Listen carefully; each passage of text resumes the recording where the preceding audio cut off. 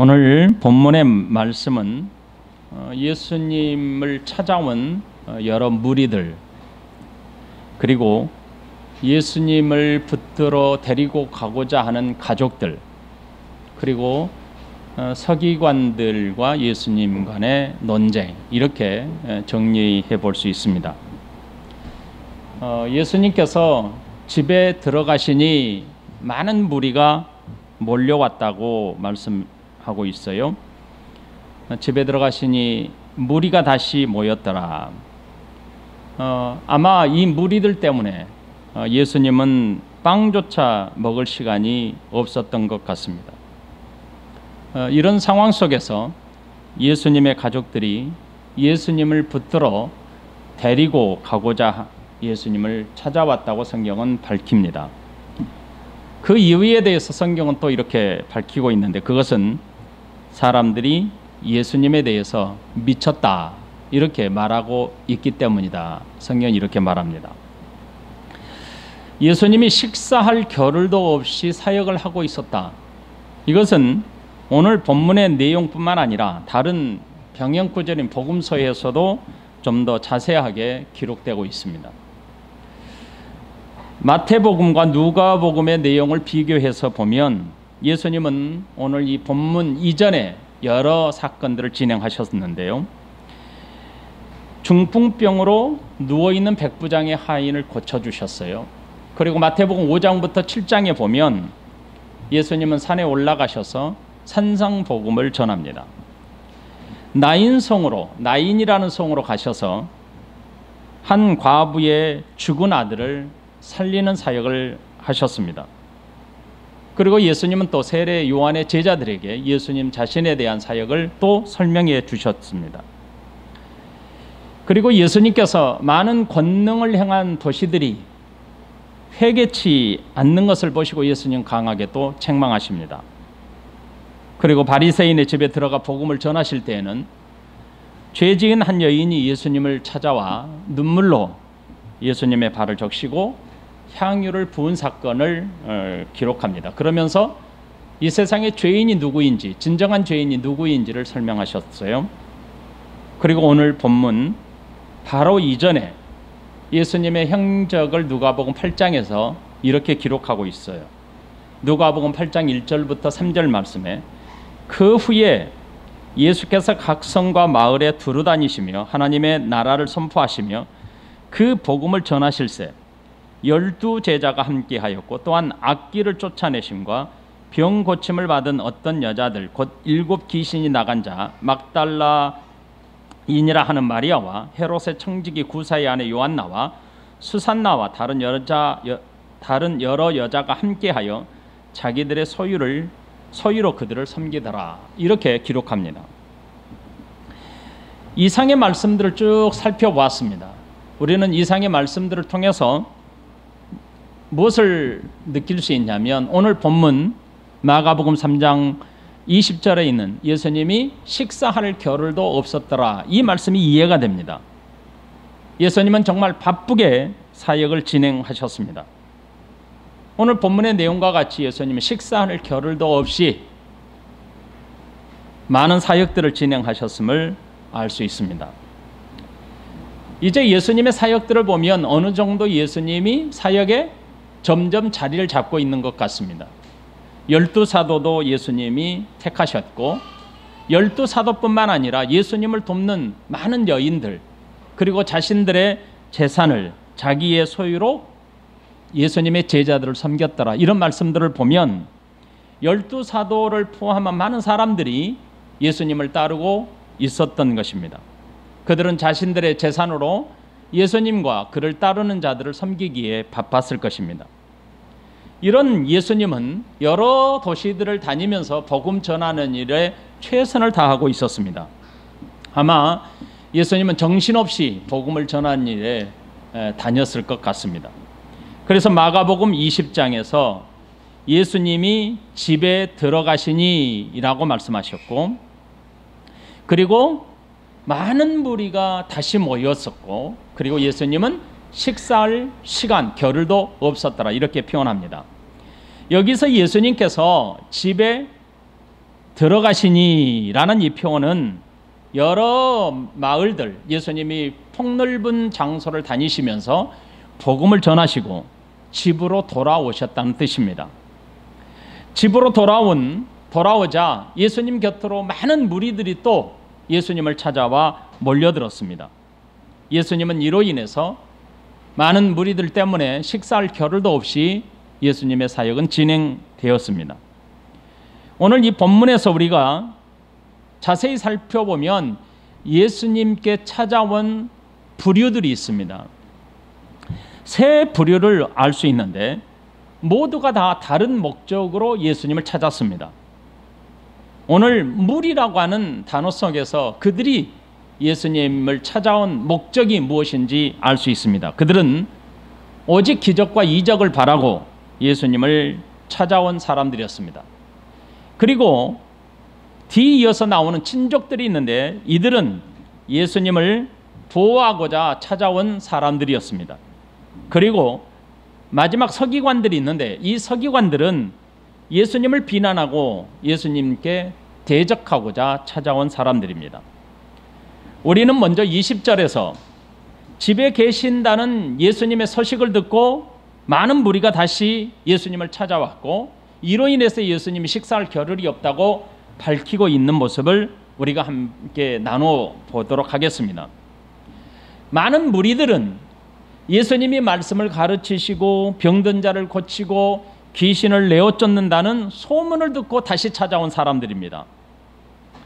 예수님의 사역의 소문이 많은 동네 갈릴리 중심으로 폭넓게 퍼져가고 있었기 때문에 예수님이 가는 곳마다 예수님이 머무시는 곳마다 인산인해를 이루고 있었습니다. 수많은 사람들이 예수님을 찾아왔습니다.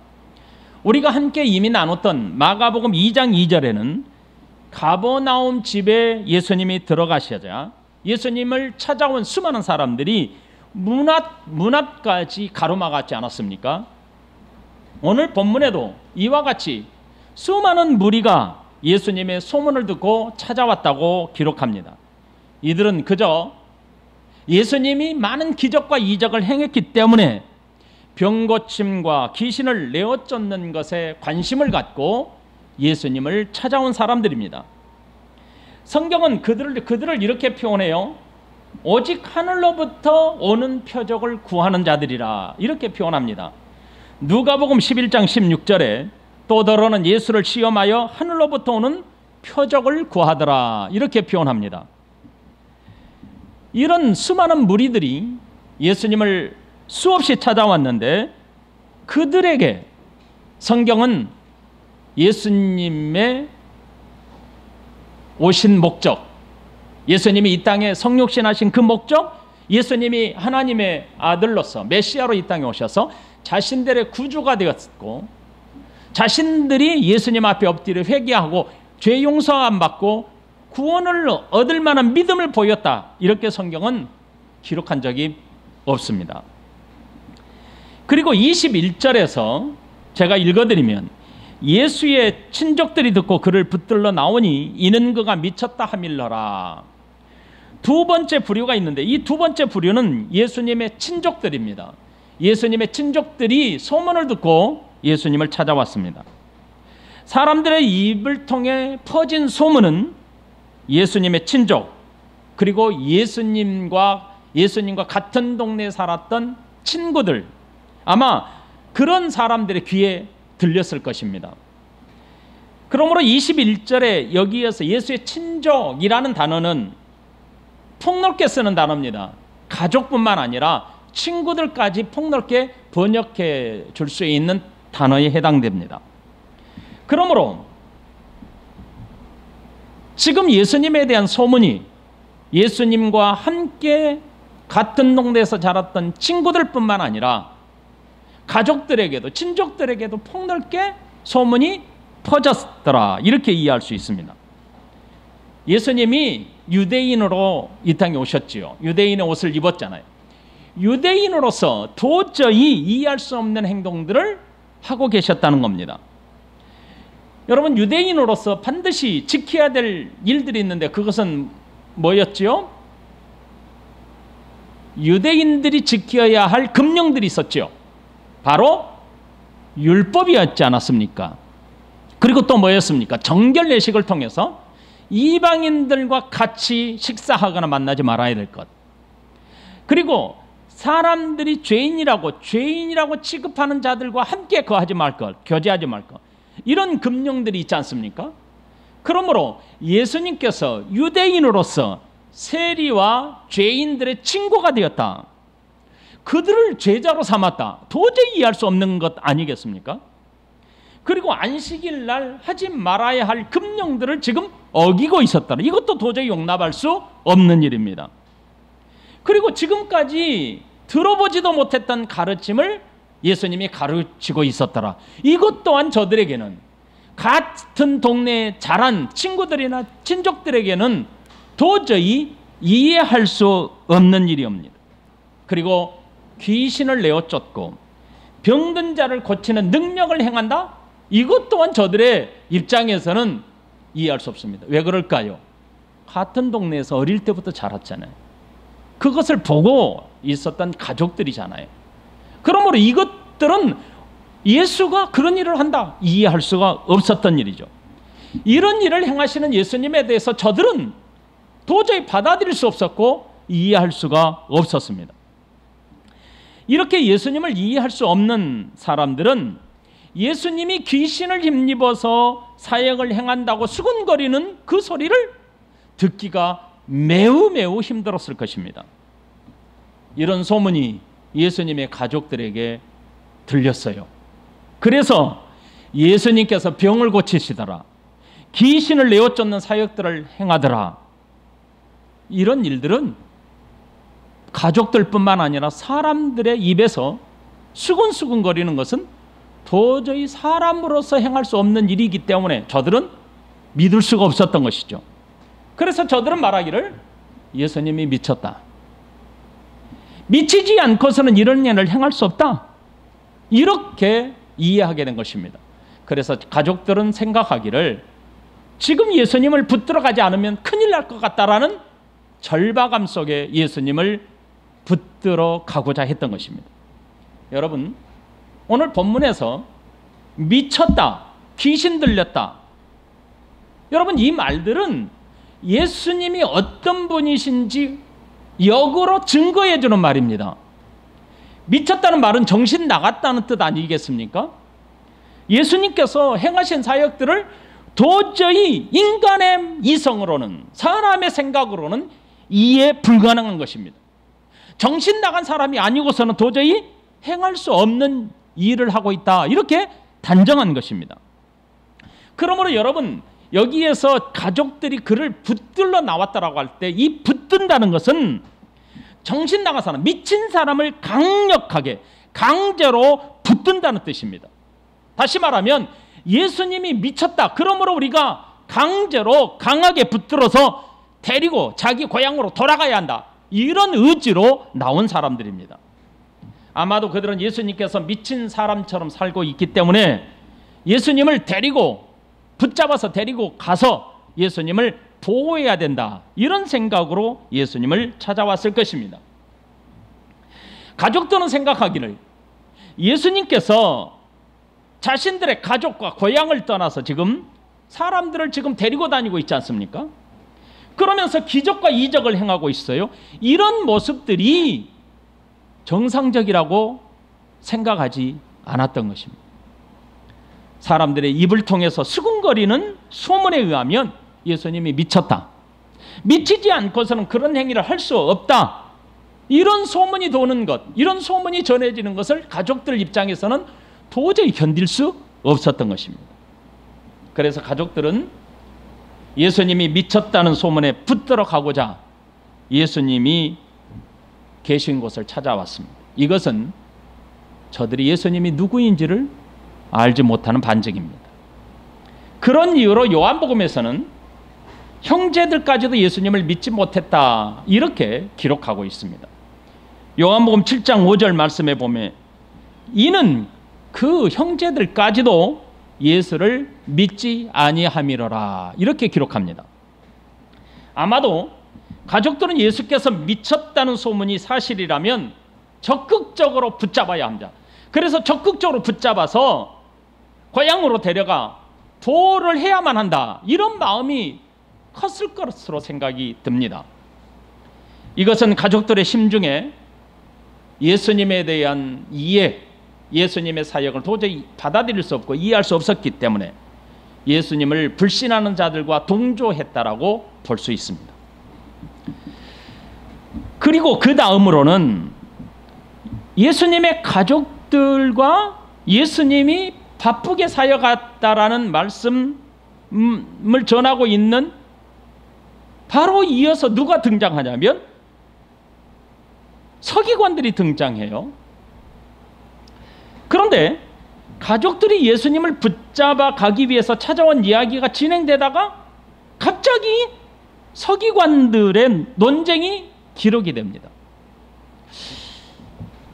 그래서 오늘 이 본문을 읽고 해석하는 자들에게는 이걸 어떻게 이해해야 될 것인가에 대한 의문 앞에 멈칫거리게 됩니다. 여러분들도 그럴 거예요. 이거 어떻게 연결하지? 가족들이 예수님을 붙들고자 나왔더라. 그런데 갑자기 서기관들이 찾아와서 귀신 들렸더라. 이런 말씀을 어떻게 연결해야 하지? 라고 멈칫하는 사람들이 있습니다. 그런데 오늘 문맥상 갑자기 서기관들의 논쟁이 기록된 것이 아닙니다. 예수님을 찾아온 사람들 특징 속에서 그 이유가 설명이 됩니다.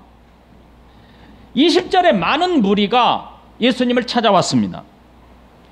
그들은 그저 기적과 능력을 바라보고 예수님을 바라보면서 메시아를 생각하지 않고 자신들이 생각했던 정치적인 메시아 아니면 기적과 이적을 행하는 자, 병 고침을 받기 위하여 귀신을 내어쫓는 일을 보기 위하여 예수님을 찾아왔던 사람들이고 이들을 무리라고 성경은 표현합니다.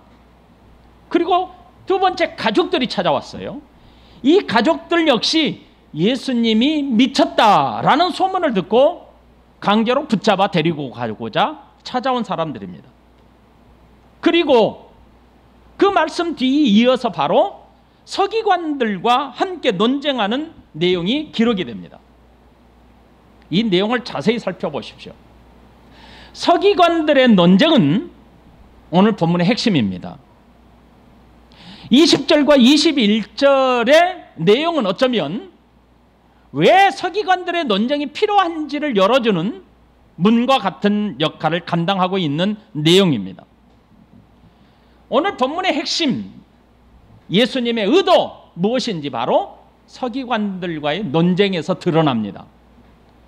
모인 수많은 사람들도 가족들도 이해할 수 없었던 이유가 서기관들의 논쟁을 통해서 밝혀집니다. 수많은 사람들은 예수님의 기적을 보고 귀신을 내쫓는 능력을 행하시는 것을 보고도 예수님이 누구인지 알아보지 못했습니다. 가족들은 예수님이 미쳤다고 말하는 사람들의 말에 어느 정도 동조함으로써 예수님을 붙들어 가고자 했던 것입니다. 예수님은 누누이 예수님이 누구인지 밝혔어요. 귀신을 내어 쫓음으로 예수님이 누구인지를 설명했습니다. 회당에 들어가셔서 자신들이 지금까지 들어보지 못했던 진리, 하나님의 나라의 복음을 증거하는 것, 새 복음, 놀라운 이 진리를 전했으므로 예수님이 누구인지 저들에게 누누이 알려주었어요. 병든 자를 고침으로 예수님이 누구인지를 저들에게 알려줬습니다. 그런데 저들은 기적도 보고 능력도 보고 예수님의 가르침을 들으면서도 예수님이 누구인지 알지 못했다는 것입니다.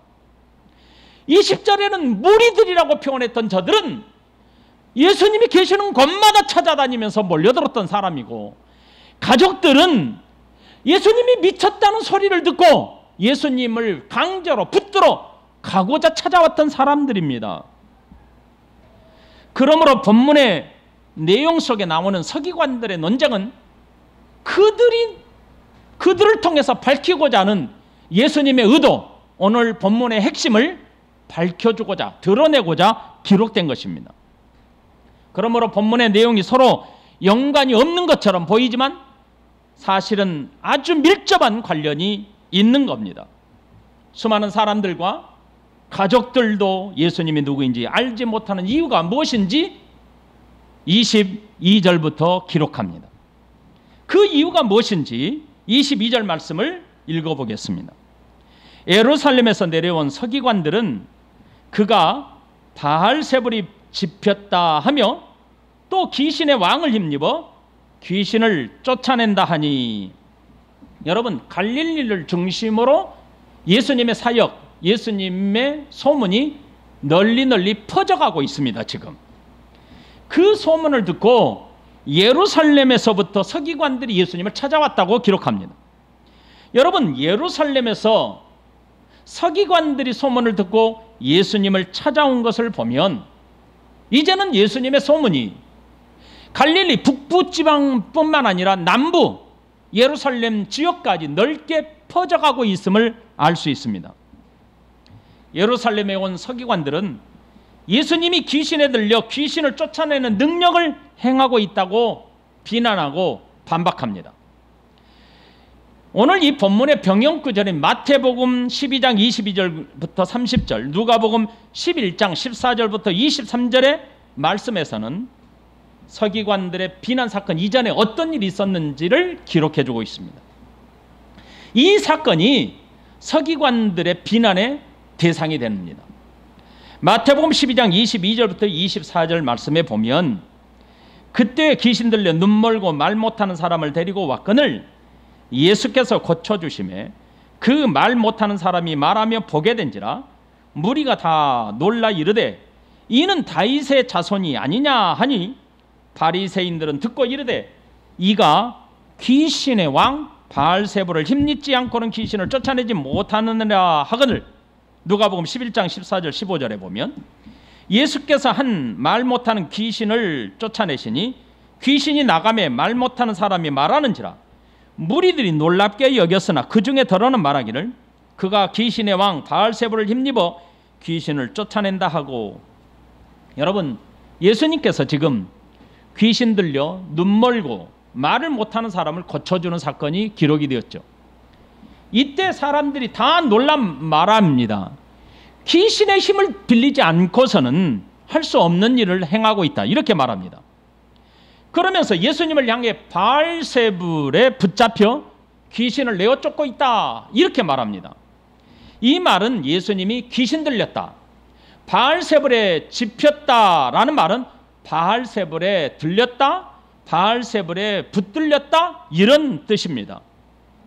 여러분, 여기서 바알세불이라는 말은 바알과 세불이라는 두 단어가 합성된, 결합된 말입니다. 바알이라고 하는 뜻은 주인, 임자, 이런 뜻을 가지고 있습니다. 여러분, 구약 성경에 보면 바알이라고 하는 뜻이 시간의 흐름에 따라서 신을 대표하는 말로 정착되어 가고 있는 것을 성경을 통해서 알 수 있습니다. 그러므로 당시, 예수님 당시 가나안 신들의 신을 지칭하는 대표적인 말이 바로 바알이었습니다.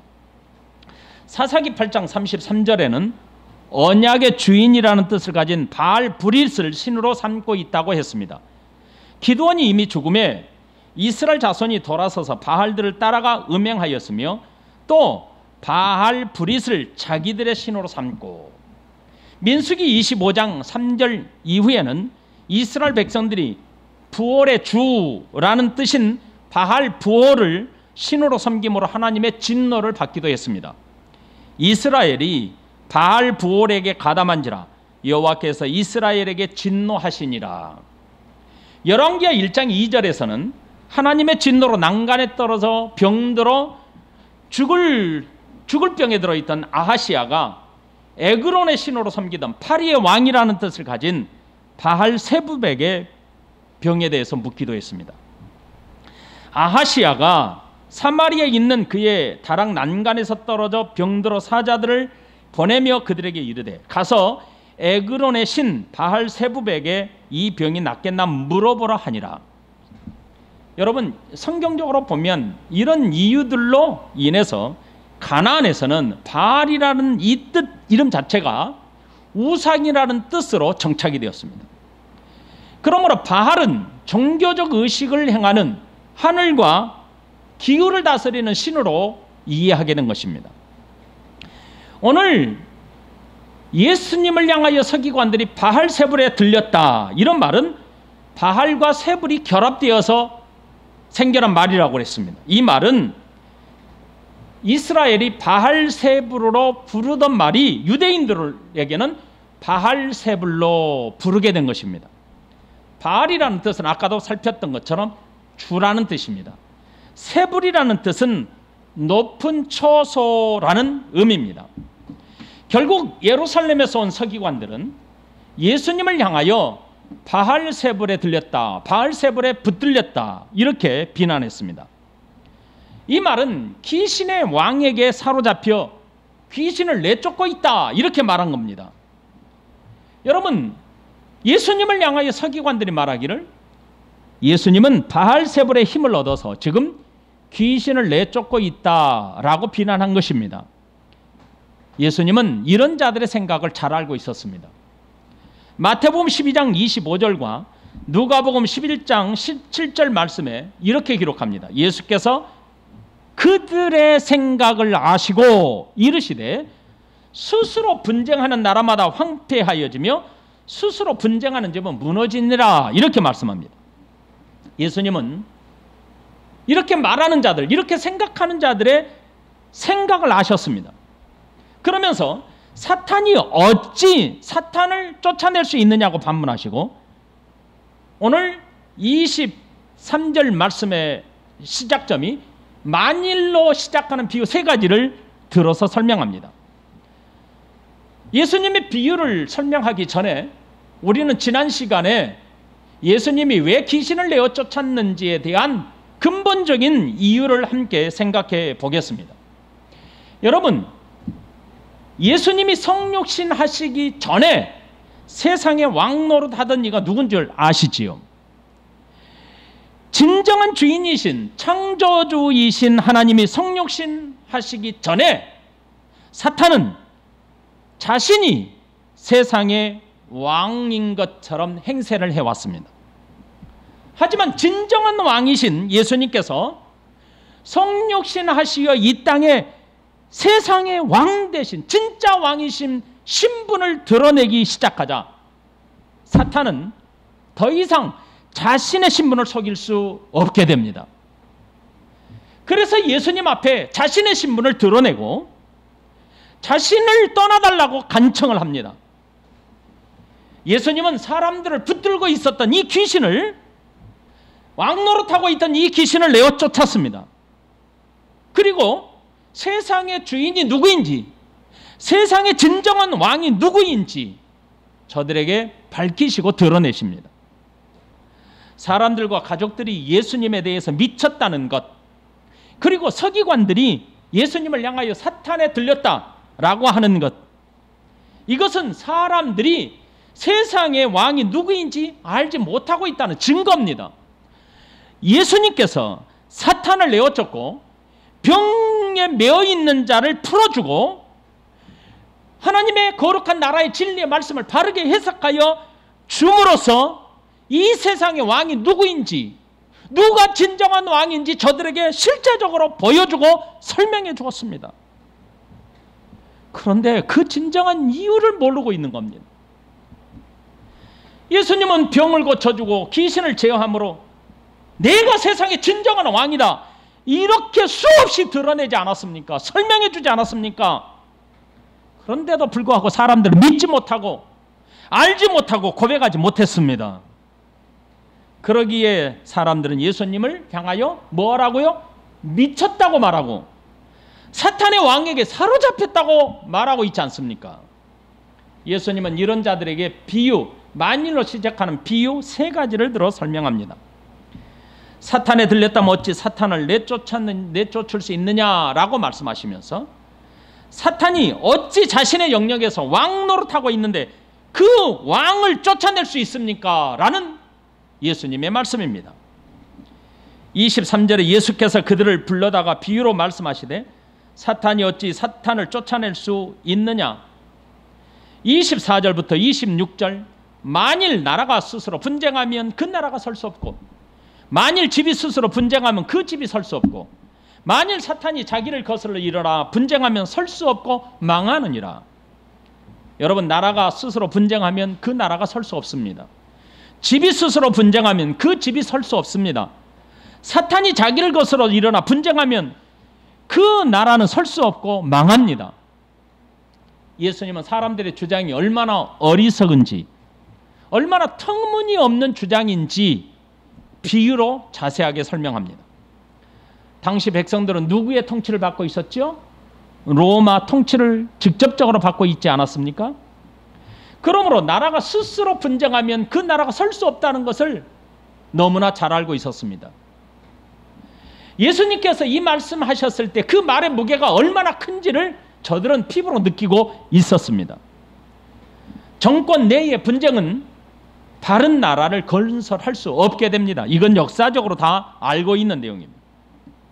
귀신을 내쫓는다는 말이 얼마나 백성들의 어리석음을 드러내는지 백성들은 예수님의 말에 공감했을 것입니다. 그리고 만일 집이 순서로 분쟁하면 그 집이 설 수 없다. 여기에서 집은 건물이 아닙니다. 눈에 보이는 건물들이 아니죠. 이 집은 가족 구성원을 말합니다. 여러분, 가족 구성원들이 서로 미워하고 다투면, 시기 질투하게 된다면 가족 공동체가 건강하게 세워질 수 있겠습니까? 가족이 무너지지요.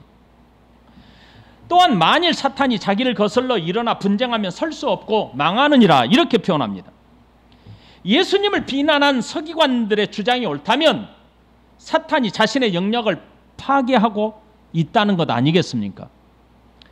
예수님은 서기관들의 주장이 얼마나 터무니없고 어리석은지 밝혀주고 있습니다. 그리고 이 세상의 진정한 왕이 누군지, 누가 이 세상을 다스리는 진정한 메시아인지를 밝혀줍니다. 그게 바로 27절입니다.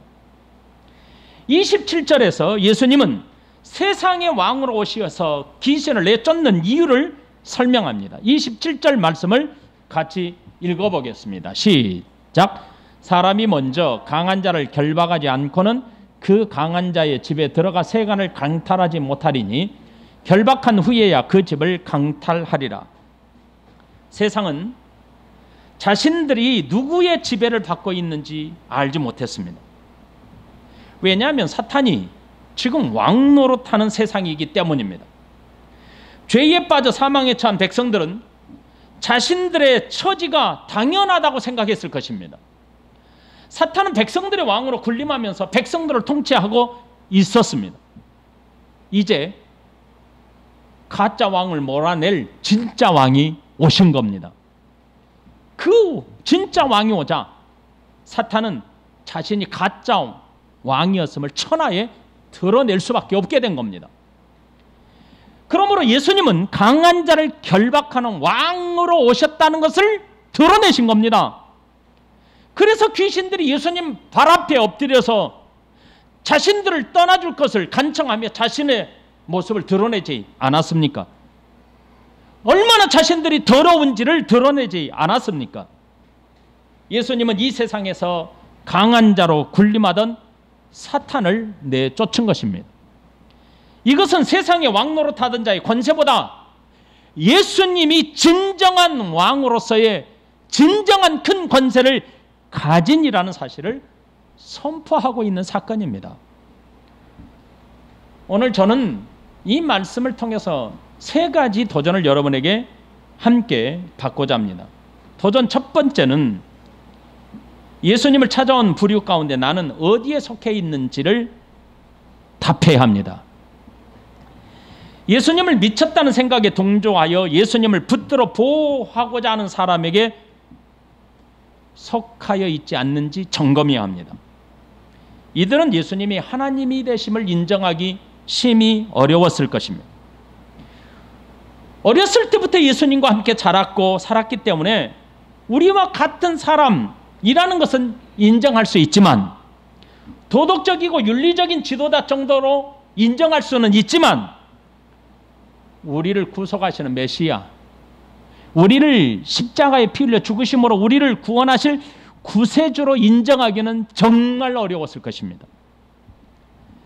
적극적으로 예수님을 비난하는 사람은 아니라 하더라도 내가 혹시 기적과 이적만을 쫓고 예수님을 향하여 기적을 행하는 자, 이적을 행하는 자, 병을 고치는 자, 귀신을 내어 쫓는 자, 이런 자로 생각하고 예수님을 따라다니는 사람들 속에 나는 속하여 있지 않는지 점검해야 합니다. 예수님을 정확하게 알지 못한다면 예수님을 붙잡아 보호하고자 하는 가족들과 같을 것이고, 단지 기적과 이적을 찾아다니는 군중처럼 나도 그렇게 될 수가 있고, 아니면 적극적으로 예수님을 대적하거나 비난하는 사람이 될 수도 있습니다. 과연 나는 어디에 속해 있습니까? 도전 두 번째입니다. 나도 미쳤다고 말을 듣는 게 옳습니다. 예수님의 사역을 이해하지 못할 때에는 사람들이 미쳤다고 말합니다. 마찬가지로 우리가 신앙생활을 하는 가운데 우리들은 사람들이 우리에게 미쳤다고 말할 것입니다. 이때 우리는 주눅들거나 두려워하지 마십시오. 이 모습은 지극히 정상적인 것입니다. 바울 사도도 자주 미쳤다는 말을 들었습니다. 사도행전 26장에 보면 가이사라에 베스도가 총독으로 부임할 때입니다. 얼마 되지 않아서 예루살렘에서 온 유대인들이 바울을 베스도에게 고소했습니다. 이때 아그리빠 왕과 버니게가 베스도에게 문안하러 베스도에게 찾아왔습니다. 그때 바울이 전한 복음을 듣게 됩니다. 그때 베스도가 크게 소리를 지르며 이렇게 말합니다. 바울아, 네가 미쳤도다. 네 많은 학문이 너를 미치게 한다. 이렇게 말합니다. 이때 바울은 베스도에게 이렇게 말하죠. 내가 미친 것이 아니고 나는 참되고 온전한 말을 하고 있다. 아그리빠 왕이여, 나도 당신에게 말하는데 당신이 나와 같은 사람이 되기를 원합니다. 이렇게 말합니다.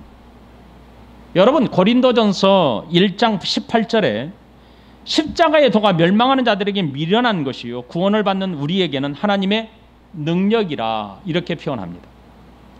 세상이 예수님을 알지 못하기에 예수님을 믿는 저와 여러분들을 향해서 똑같이 이렇게 말합니다. 예수에게 미쳤다. 예수에 대해 미쳤구나. 예수 미친 사람이구나. 이렇게 조롱할 것입니다. 여러분, 이 말을 듣는 것을 두려워하지 마십시오. 나도 미쳤다고 듣는 것이 지극히 정상적인 것입니다. 도전 세 번째, 나의 왕은 누구입니까? 나의 왕은 예수 그리스도이십니다. 이 한 문장의 고백이 세상을 변화시켰습니다. 어떤 이들은 이 말 한마디 때문에 큰 핍박을 받았고 형장의 이슬로 사라지는 순교를 당했습니다. 하지만 그들은 이 고백을 통해서 세상에서 받을 수 없는 구원, 곧 영원한 생명을 얻게 됩니다. 사람들은 예수님이 누구인지 모르기 때문에 많은 신들 중에 하나, 많은 종교들 가운데 하나 정도로 생각합니다. 하지만 우리가 섬기는 하나님은 온 세상을 창조하신 분입니다. 죄에 빠져 사망에 처한 인간들이 세상이 두려워서, 죽음이 두려워서 만들어낸 신들과 근본적으로 다르다는 뜻입니다. 우리 하나님은 온 세상을 다스리시고 창조하시고 우리의 구주로서 나의 하나님이십니다. 세상을 붙들고 죄에 빠져 사망에 처한 사람들을 여전히 붙들고 왕노릇하려는 사탄이 무서워서 예수를 믿지 못하는, 그래서 예수님에 대해서 나의 왕입니다 라고 고백하지 못하는 어리석음에 빠지지 말기를 부탁을 드립니다. 우리는 우리의 구주 예수 그리스도를 통해서 구원을 받고 하나님의 거룩한 자녀가 되었습니다. 그러므로 더 이상 왕의 행세를 하던 사탄을 두려워할 필요가 없습니다. 나의 왕, 나의 하나님이십니다. 그러하기에 나는 그의 자녀입니다. 그러므로 우리는 영원한 생명을 얻은 자로 살아가셔야 합니다. 같이 기도하십시다.